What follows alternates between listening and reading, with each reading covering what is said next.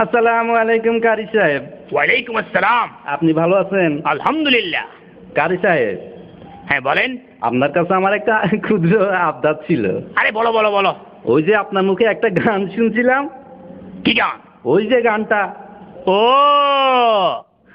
বুকের যৌন ব্যথা, কান্না রোনা জলে ঢেউ ভাঙে চোখে নদীতে, অন্যের হাত ধরে চলে গেছো বহু দূরে, পারি না তোমায় ভুলে যেতে। ও পিয়া তুমি কোথায়? ও পিয়া তুমি কোথায়? বলেন আলহামদুলিল্লাহ। আলহামদুলিল্লাহ। হ্যাঁ মাওলানা সাহেব, মাওলানা সাহেব, হ্যাঁ বলেন বলেন বলেন বলেন। একটু একটু দাঁড়ান, আমার একটা আবদার ছিল আপনার কাছে।